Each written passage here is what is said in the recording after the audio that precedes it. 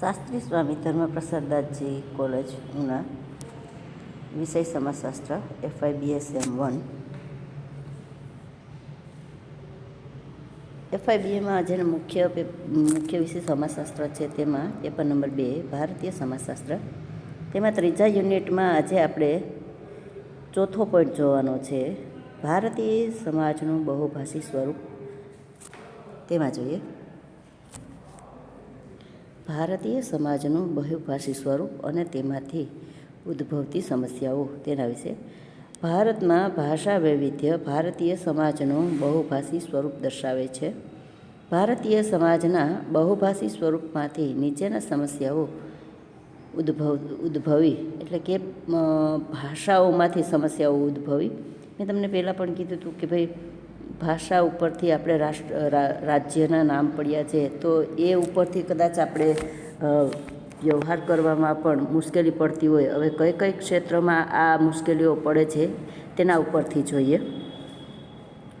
પહેલું, રાષ્ટ્રભાષા અને વહીવટી ભાષાની સમસ્યા.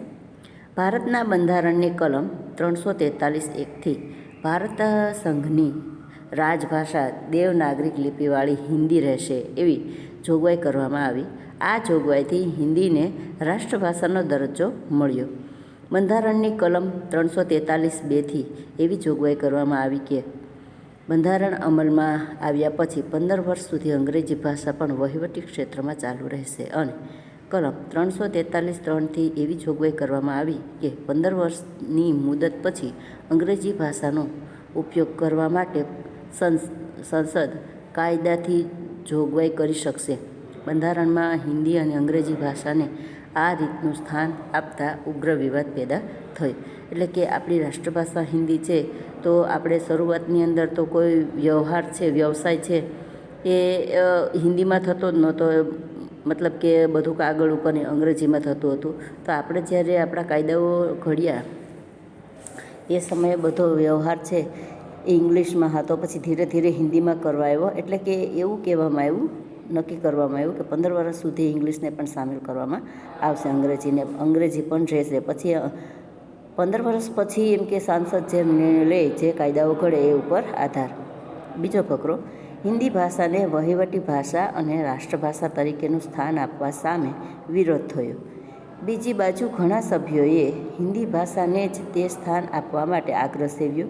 આ વિવાદ ઉત્તર અને દક્ષિણ ભારત વચ્ચે પેદા થયો હતો.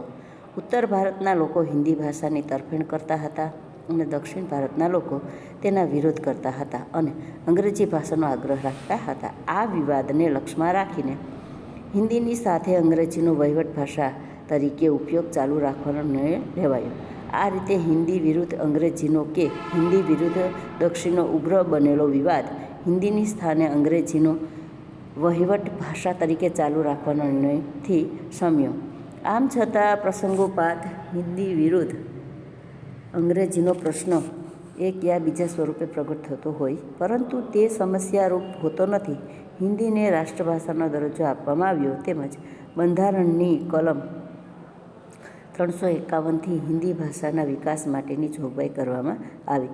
ઘણા ઉત્તર ભારતમાં તો લગભગ આપણે હિન્દી ભાષા બોલે છે, એટલે એ લોકો હિન્દી ભાષાની તરફેણમાં હતા. પણ દક્ષિણ ભારતમાં છે એ હિન્દી ભાષાને પણ અંગ્રેજી ભાષાની તરફેણમાં હતા. છતાં પણ એનો નિર્ણય એ આવ્યો કે 15 વર્ષ સુધી હિન્દી અને અંગ્રેજી બંને ભાષા વ્યવહારમાં રહેશે. બીજું છે કેળવણીના ક્ષેત્રમાં ભાષાની સમસ્યા.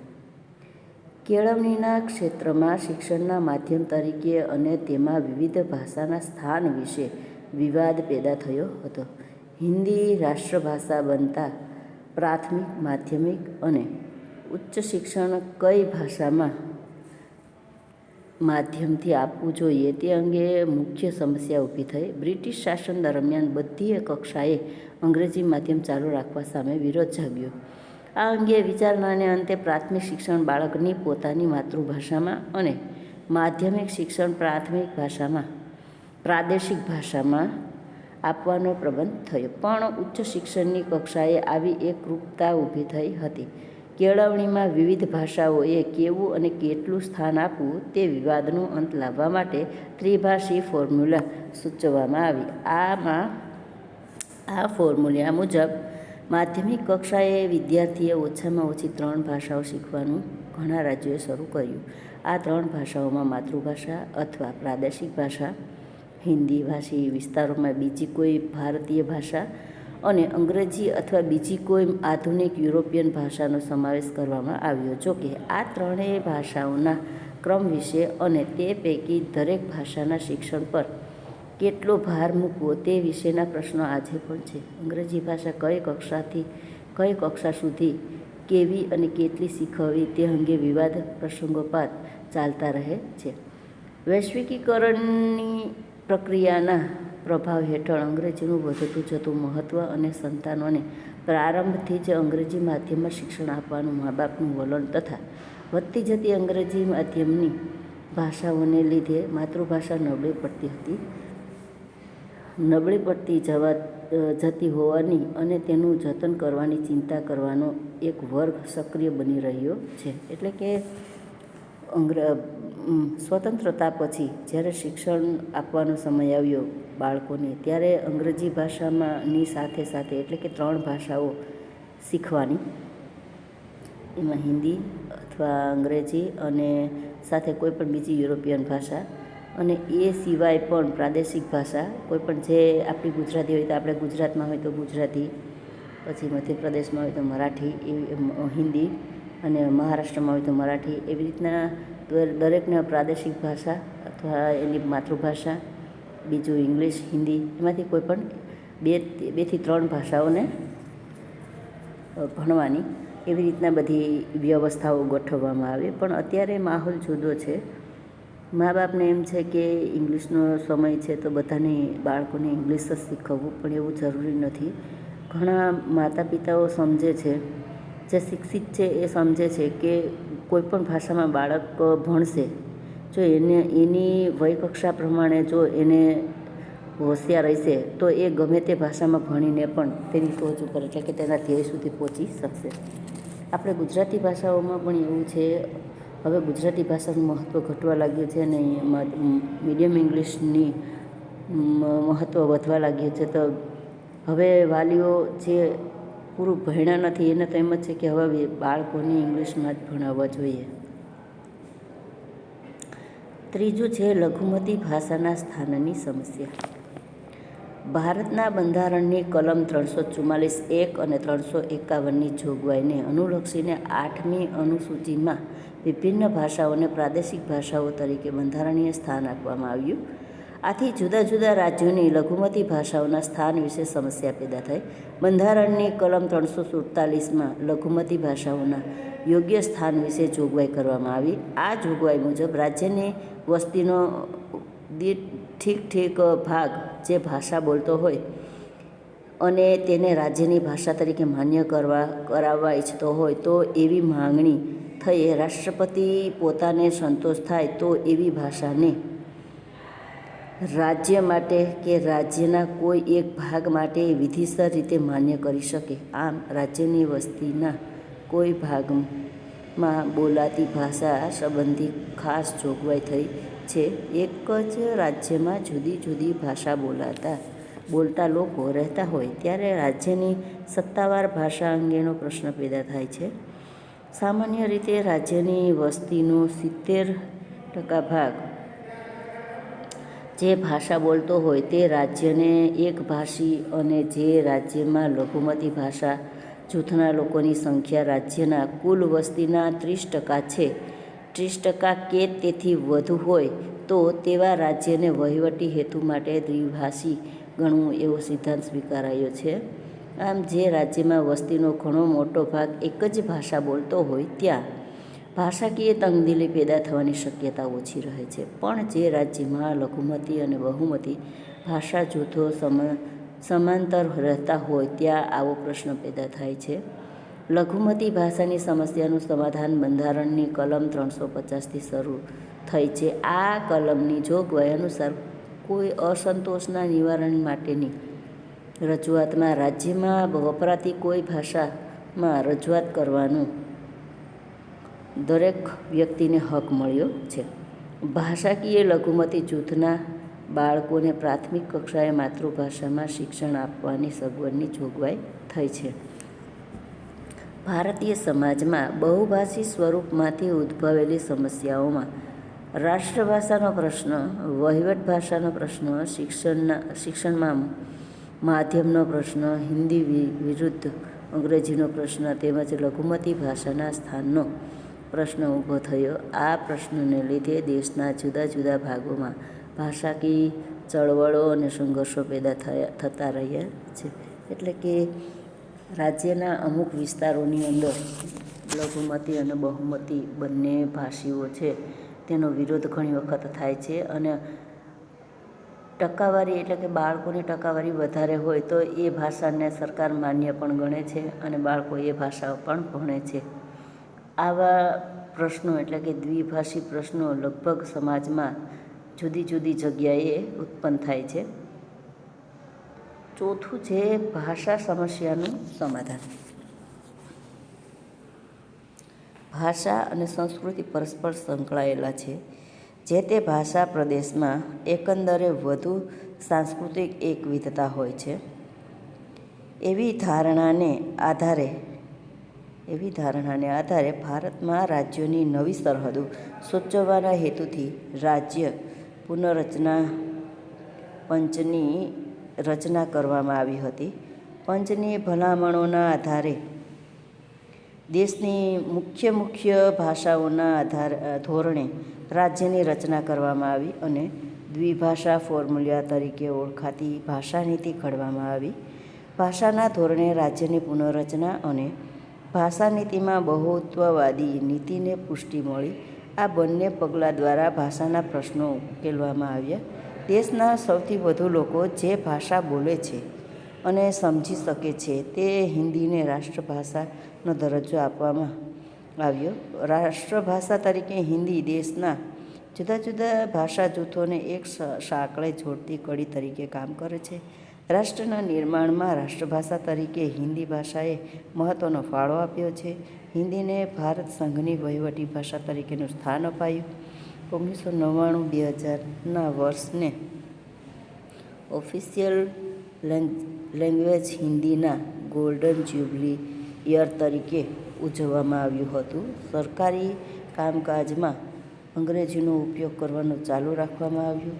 શિક્ષણના માધ્યમ તરીકે માતૃભાષાનો સ્વીકાર કરવામાં આવ્યો. સાથોસાથ એક વિષય તરીકે હિન્દી અને અંગ્રેજી ભાષાને સ્થાન આપવામાં આવ્યું તથા લઘુમતી ભાષાઓને યોગ્ય સ્થાન આપવામાં આવ્યું. આ રીતે કાર્યાત્મક પાયા ઉપર ભાષાના પ્રશ્નોનું નિરાકરણ કરવામાં આવ્યું. રાજ્ય પુનર્રચના પંચની ભલામણોના આધારે ભાષાકીય ધોરણે રાજ્યોની પુનર્રચના કરવામાં આવી, પરંતુ પ્રાદેશિક અને ઉપપ્રાદેશિક આકાંક્ષાઓને સંપૂર્ણ રીતે સંતોષી શકાય નહીં. કેટલાક લઘુમતી ભાષા કે બોલીઓ દ્વારા વ્યવહાર કરતા જૂથો વધુ સ્થાપિત દરજ્જો અને અલગ રાજ્યોની માંગણી કરતા રહ્યા છે. આ અગાઉ જે ભાષાઓને અનુસૂચિત ભાષાઓમાં સ્થાન મળ્યું ન હતું તેવી મણિપુરી, કોંકણી જેવી ભાષાઓને અનુસૂચિત ભાષાઓમાં સ્થાન આપવામાં આવ્યું. બિહારમાં ઝારખંડ ચળવળ, પશ્ચિમ બંગાળમાં ગોરખાલેન્ડ ચળવળ અને ઉત્તર પ્રદેશમાં ઉત્તરાખંડ ચળવળ થવા પામી. ઝારખંડ અને ઉત્તરાંચલને રાજ્યનો દરજ્જો આપવામાં આવ્યો. ભાષાવાર રાજ્યોની પુનર્રચના થતી રહેવાને લીધે તેમજ પ્રત્યેક ભાષા જૂથને તેમની ભાષાઓનો યોગ્ય વિકાસ સાધવાની તક મળી રહે તેવી જોગવાઈઓને લીધે ભાષાકીય ચળવળો હળવી બની. લોકજીવનમાં પ્રાદેશિક ભાષાનું વિશેષ મહત્ત્વ છે. લોકોની સંસ્કૃતિ, સાહિત્ય વગેરે પ્રાદેશિક ભાષામાં વિકસી શકે છે. પ્રાદેશિક કે માતૃભાષામાં વિકાસ અને વાણીની અસરકારક અભિવ્યક્તિ શક્ય બને છે. શિક્ષણ માતૃભાષામાં વધુ અસરકારક બની શકે છે. આ બધી દ્રષ્ટિએ ભાષાવાર રાજ્ય રચના થતી હોવાને લીધે શિક્ષણ, સાહિત્ય, ફિલ્મો વગેરેના વિકાસની શક્યતાઓ વધી છે અને ભાષાના પાયા ઉપર થતી તંગદિલી અને સંઘર્ષમાં નોંધપાત્ર ઘટાડો થયો છે. એટલે કે ભારતમાં ઘણા લોકો એટલે કે બહુમતીમાં લોકો હિન્દી ભાષી છે. ઉત્તર ભારતની અંદર, મધ્ય ભારતની અંદર લગભગ વધારે પડતી ભાષા બોલતા હિન્દી ભાષી લોકો છે. એટલે કે ઝારખંડ અને ઉત્તરાંચલ અને આ બંને રાજ્યોને પણ કે ભાષાના દરજ્જાના હિસાબે એ લોકોને રાજ્યનું સ્થાન આપવામાં આવ્યું. દરેક રાજ્યને પોતાની પ્રાદેશિક ભાષા વિકસાવવાનો પૂરો હક સરકારે આપ્યો છે અને તેની માતૃભાષામાં તે શિક્ષણ લઈ શકે છે અને તેની વાણીની અભિવ્યક્તિ પણ કરી શકે છે. આના હિસાબે એમ કે દેશની અંદર ઘણી બધી સમસ્યાઓ હલ થવા પામી છે. પાંચમું છે ભાષાઓનો વિકાસ અને સંચાર માધ્યમો. ભારત સરકાર તરફથી પ્રશિષ્ટ ભાષાઓ, આધુનિક ભાષાઓ તેમજ આદિવાસી ભાષાઓ સહિત બધી ભારતીય ભાષાઓના વિકાસ માટે પ્રોત્સાહન આપવામાં આવે છે. ત્રિભાષી ફોર્મ્યુલા એટલે કે હિન્દી, પ્રાદેશિક માતૃભાષા અને અંગ્રેજીના અમલને અનુલક્ષીને શિક્ષકોની તાલીમ ઉપર તેમજ પ્રાદેશિક ભાષાઓમાં યુનિવર્સિટી શિક્ષણ કક્ષાના પાઠ્યપુસ્તકોના પ્રકાશ ઉપર ભાર મૂકવામાં આવે છે. આથી બધી ભાષાઓને વિકાસની તકો મળે છે. એટલે કે જે પ્રદેશની અંદર એટલે કે જે રાજ્યની અંદર યુનિવર્સિટીઓ છે તેને 3 ભાષાઓ આપવામાં આવી છે. એક હિન્દી, અંગ્રેજી અને પોતાની એક માતૃભાષા એટલે કે પ્રાદેશિક ભાષા જે એ વિસ્તારમાં બોલાતી હોય તેની અમલવારી કરવામાં યુનિવર્સિટીઓને મંજૂરી આપવામાં આવી દીધી છે અને શિક્ષકોને પણ એ જ રીતના તાલીમ આપવામાં આવે છે.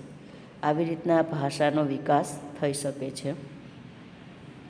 ભાષા વિકાસમાં સંચાર માધ્યમો પણ અગત્યનો ભાગ ભજવે છે. વિભિન્ન ભાષાઓમાં દૈનિક પત્રો અને સામયિકોનું પ્રકાશન થાય છે. તેમાં હિન્દીમાં 19,000 જેટલા દૈનિક પત્રો અને સામયિકોનો પ્રકાશ થાય છે. અંગ્રેજીમાં તેની સંખ્યા 6,000 કરતાં વધુ છે અને ગુજરાતીમાં આ સંખ્યા 1,700 જેટલી છે. આ ઉપરાંત બાકીની બધી પ્રાદેશિક ભાષાઓમાં દૈનિક પત્રો અને સામયિકોનું પ્રકાશન થાય છે. કેટલાક બાકીની બધી પ્રાદેશિક ભાષાઓમાં દૈનિક પત્રો અને સામયિકોનું પ્રકાશન થાય છે. કેટલાક દૈનિક પત્રો અને સામયિકો એકથી વધુ ભાષાઓમાં પ્રકાશિત થાય છે. ભારતમાં બધી ભાષાઓના મળીને 40,000થી વધુ દૈનિક પત્રો અને સામયિકોનું પ્રકાશન થાય છે. દૈનિક પત્રો અને સામયિકો ભાષાને સમૃદ્ધ બનાવે છે, લોકોને આંતરક્રિયાનું માધ્યમ પૂરું પાડે છે તેમજ રાષ્ટ્રના ઘડતરમાં ફાળો આપે છે. એટલે કે ભારતમાં 40,000થી પણ પેપરો અને સામયિકો છપાય છે 40,000 ભાષાઓમાં. એ પોતપોતાની પ્રાદેશિકતાથી લઈને રાષ્ટ્રકક્ષાએ જેટલી ભાષાઓ બોલાય છે તેમાં અલગ અલગ રીતે અલગ અલગ દૈનિક પત્રો એટલે કે 40,000 જેટલા દૈનિક પત્રો અલગ અલગ સંસ્થાના છપાય છે અને એ પ્રમાણે ભારત એટલે કે આપણા દેશનો વિકાસ થાય છે ભાષાની દ્રષ્ટિએ અને ભાષાનું ઘડતર પણ થાય છે. છેલ્લો ફકરો. આકાશવાણી અને દૂરદર્શન પરથી હિન્દી, અંગ્રેજી, પ્રાદેશિક ભાષાઓ, ઉર્દૂ તેમજ સંસ્કૃત ભાષામાં સમાચારોનું પ્રસારણ થાય છે. હિન્દુ અને પ્રાદેશિક ભાષાઓમાં વિભિન્ન કાર્યક્રમો અને શ્રેણીઓ પ્રસારિત થાય છે જે ભાષા વિકાસમાં ફાળો આપે છે. વિભિન્ન ભાષાઓમાં વાણિજ્ય ફિલ્મો, ટેલિફિલ્મો અને દસ્તાવેજી ચિત્રોનું નિર્માણ અને પ્રસારણ ભાષા વિકાસમાં ફાળો આપે છે. આ ઉપરાંત દૂરસંચાર વ્યવહાર ભાષાકીય વૈવિધ્યની સીમાઓ ઓળંગીને લોકો વચ્ચેની આંતરક્રિયાનું ફલક વિસ્તૃત બનાવે છે. એટલે કે આકાશવાણી અને દૂરદર્શનમાં પણ હિન્દી, અંગ્રેજી અને પ્રાદેશિક ભાષા એટલે કે જે આપણે ગુજરાતમાં હોય તો ગુજરાતી, મહારાષ્ટ્રમાં હોય તો મરાઠી, એવી રીતના ભાષાઓ અને ઉર્દૂ ભાષામાં અને સંસ્કૃત ભાષામાં પણ સમાચારો દૂરદર્શનમાં આવે છે. અને આ રીતે ફિલ્મો અને ટેલિફિલ્મો પણ બને છે જેથી કરીને દરેક પોતપોતાની ભાષા વિશે સભાન રહે અને તેનું રક્ષણ કરી શકે. આ ત્રીજો પોઈન્ટ આપણો અહીંયા પૂરો થાય છે. ચોથા પોઈન્ટ માટે આપણે આગળના વિડીયોમાં આવીશું. જય સ્વામિનારાયણ.